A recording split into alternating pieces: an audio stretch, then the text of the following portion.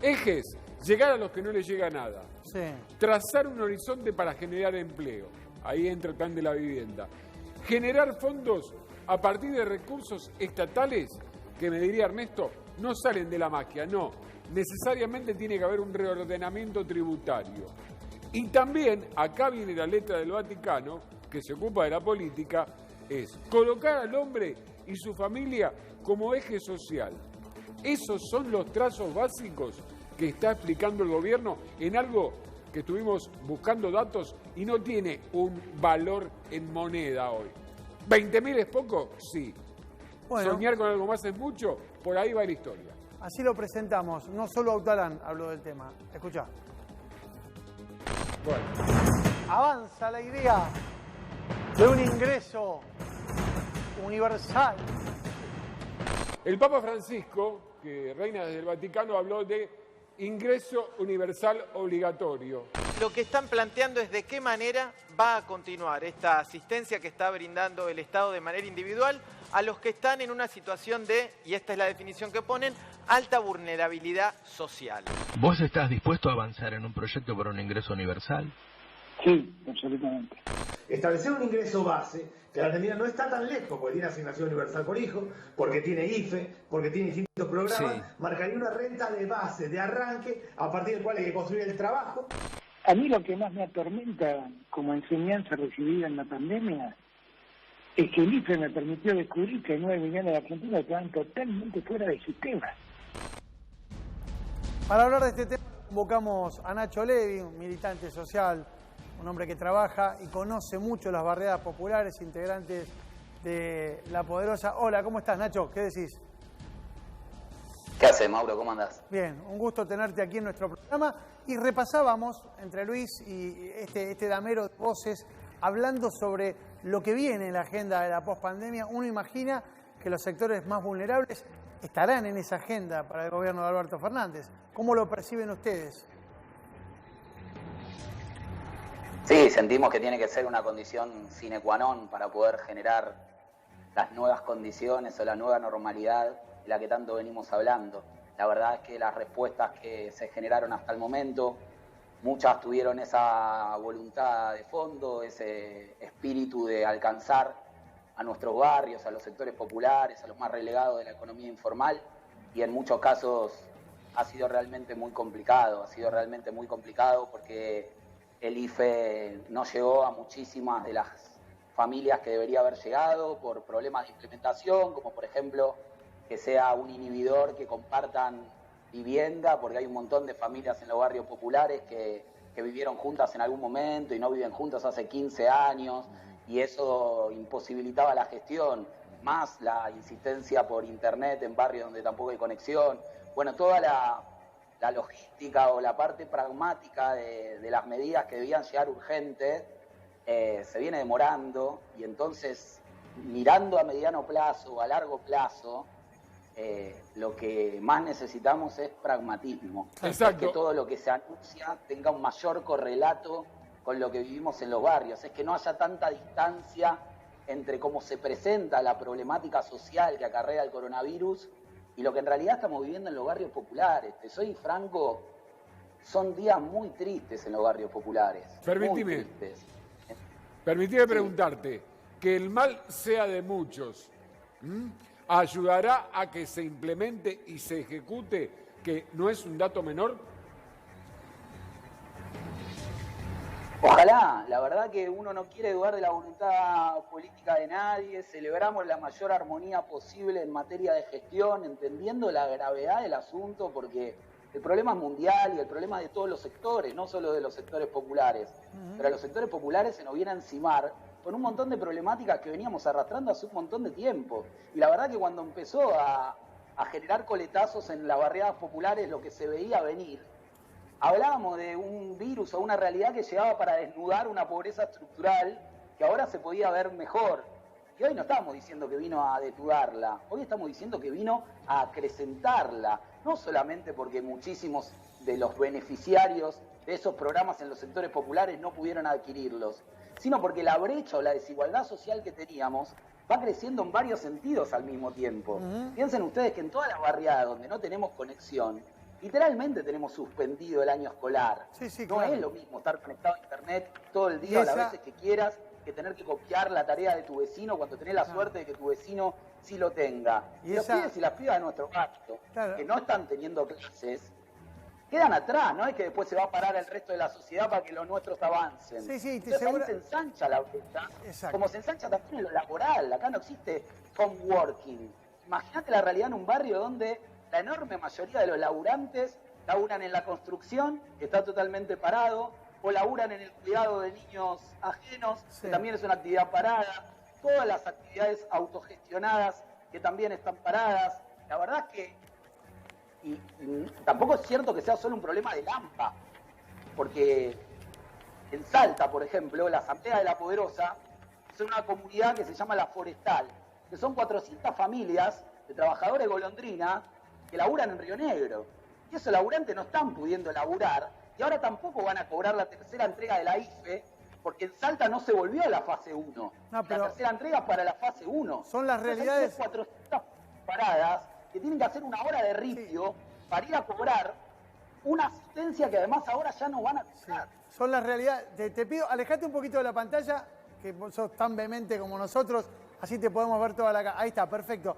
Lo que contás es una realidad que lamentablemente, si se hiciera un informe como hizo Vialema C hace 100 años, probablemente pudiéramos retratar el estado de las clases obreras hoy en la Argentina. El trabajo hoy es tan o más precarizado que entonces, y esto que vos relatás es una realidad que lamentablemente están sufriendo centenares de miles de argentinos, no solo en el conurbano, y bien haces en señalarlo. Ahora, ese escenario, ¿vos creés que no solo está en la agenda del gobierno, sino que hay y habrá disponibilidad de recursos para poder solventar las planificaciones teóricas? Recién Feletti decía, y bueno, habrá que hacer girar la máquina, hay que conseguir que la gente reactive el consumo, y para eso hace falta plata. Sí, hace falta plata y hace falta determinar un orden de prioridades, que sería bueno poder determinarlo colectivamente, democráticamente, ahora que estamos viendo la foto de la sociedad que realmente tenemos. Ahora que sabemos que en La Matanza hay 4.062 familias que no tienen acceso al agua de red. Entonces, en el 2001, cuando una crisis, tal vez la única que en mi vida biológica podría comparar a esta, nos abordó, lo que pasó como respuesta, o lo que terminó siendo el desenlace de esa lucha social, que era piquete y cacerola, la lucha es una sola, es que cuando le devolvieron a cada uno los ahorros, o cuando las colas de los bancos volvieron a ser largas, un poco que quedó atrás la foto que habíamos visto. Entonces necesitamos ahora, sobre esta foto de la realidad, establecer ese orden de prioridades. Sí, que no nos lleven tan fácil. No, está bien. Que no, eso lo entiendo, porque pero lo que estamos discutiendo es indiscutible. Que el acceso al agua es un derecho constitucional. No, está bien. Pero hay que discutir. Pero eso es indiscutible. Eso es indiscutible, Levi. ¿Cómo le va? Ernesto Adida le habla. Lo que le quería decir es otra cosa. El gobierno hace un esfuerzo muy grande porque básicamente mucha de la plata que está invirtiendo socialmente es plata que también deja de cobrar impositivamente. Y en ese equilibrio hay que hacer un juego, casi le diría yo, de mago.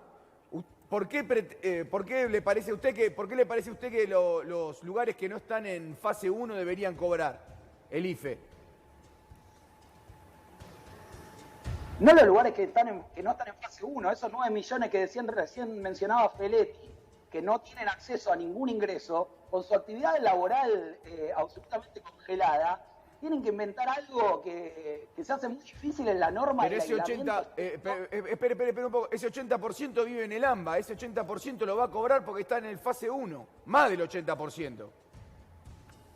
Está bien, pero la realidad de nuestros barrios populares excede al AMBA. Para que vos te des una idea, en el barrio La Cariñosa de Rosario, nosotros tenemos unos problemas de cortocircuitos, incendios, corte de luz. Impresionante que cuando llamás a la empresa energética provincial, la respuesta es que es el número de clientes. Y no hay número de clientes. En Tierra del Fuego, las asambleas de los barrios populares de La Poderosa están peleando por el agua. Y logramos recién ahora que nos alcancen 2 veces por semana agua para la olla popular. Le voy a hacer esa agua sí. que sea, no Le voy a hacer una pregunta, incómoda. Incómoda, a ver si me la puede responder. ¿Cómo imagina un salario universal en la Argentina, una cobertura universal y los países vecinos que no la den? ¿No imagina una migración importante hacia la Argentina que podría lastimar más aún la economía argentina? No creo que sea necesario pensar las políticas públicas estableciendo fronteras que claramente no existen en nuestra vida cotidiana. Si vos venís a cualquiera de nuestros barrios, te vas a dar cuenta que la patria grande o la unidad latinoamericana no es una concepción filosófica. Alrededor de mi casa se desayuna igual chipá que tostada cuando uno tuvo la suerte de poder comprar pan ese día, o sopa paraguaya, o una empanada de papa y carne. Ese es el crisol de culturas que nos permitió sobrevivir a muchas otras pandemias de desigualdad que no tenían que ver con lo sanitario. No eludo a tu pregunta. En España, por ejemplo, me parece que la concepción del ingreso mínimo vital es un equilibrio que se puede empezar a bucear, y creo que es en parte lo que están insinuando los funcionarios que de alguna manera dan oxígeno para mirar hacia ese lado. Hay propuestas de las corrientes más liberales que proponen un ingreso universal, que sea igual para los ricos que para los pobres, a nombre de no discriminar, pero después te privatizan la salud, te privatizan la educación. Y hay otras corrientes que proponían que también fuera para el conjunto de la sociedad, y después con el impuesto a las ganancias ir haciendo un aumento que te vaya permitiendo recaudar esos mismos fondos. Me parece que en el punto medio de eso está la experiencia de España.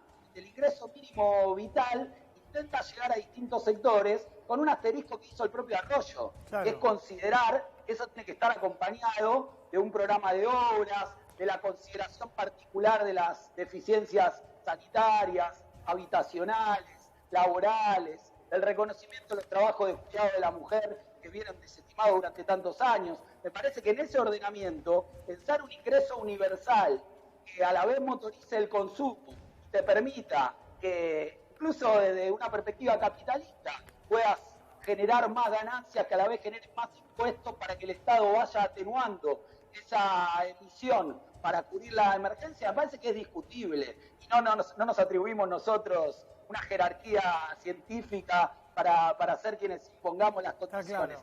Sí nos parece que llegó el momento de establecer las prioridades, que a eso no le podemos pifiar, que hay hoy quienes la están pasando verdaderamente mal y que no podemos seguir de espalda a eso. En todos estos días muy tristes, donde la realidad de los barrios populares es verdaderamente dramática, porque en Zabaleta, donde yo vivo, estuvo internada o aislada en hotel prácticamente toda la camada fundacional del barrio.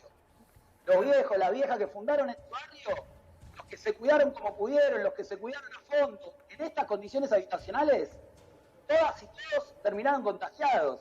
Fueron las pibitas y los pibitos de los barrios, que muchas veces fueron demonizados, quienes sostuvieron y están sosteniendo ahora la entrega puerta a puerta de los merenderos, de los comedores. Entonces me parece que tenemos que poner en valor esa riqueza de nuestra sociedad que durante tanto tiempo invisibilizamos. Clarísimo. Creo que hay conocimientos.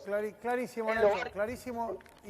Y por eso la voz aquí en nuestro programa, como siempre lo tienen los movimientos populares y sociales. Un abrazo enorme, Nacho. Gracias por este contacto con Solo Periodismo. Bueno. Se te entrecorta. A ver, gracias. Y ahora sí, ¡rum! Compra tu vehículo 0 kilómetros usado sin necesidad de salir de tu casa y nos cuidamos del coronavirus entre todos. Con Centro de Automotores podés tener tu cotización online. Escribí a info@centrodeautomotores.com o por WhatsApp al 1127745176. Dejanos tus datos y el modelo que te interesa. Tomamos tu usado en parte de pago. Para más información, entra en nuestras redes sociales. Ahí está, @Centro Automotores Oficial. Nos quedan todavía 23 minutos de programa. Brevísima pausa. Y después, ¿qué tenemos, Autalán? La Unión Industrial pide cambios en la ley de teletrabajo y la CTA pide que se trate por sus legisladores el impuesto a las grandes fortunas. Epa. Mendoza, pensé que iba Néstor, por eso. Mendoza dice, amenaza que se quiere separar de la Argentina. ¿Sabés qué le contestaron? ¿Sabés qué le contestó un economista? En vez de decirle PMI 24, le dijo LTA. Después te voy a contar por qué. Ah, caramba. A ver, era el detenido más importante de la Argentina hasta hace 15 minutos. Hoy tenía que ampliar declaración indagatoria, pero se cortó internet. Ay, ay, y también en un ratito hablamos con el diputado nacional Luis Petri, un hombre del radicalismo, de la oposición, y su mirada respecto del momento que estamos viviendo. Pausa. Ay, Telegram, querido, el Telegram, que hoy... ¡Capó!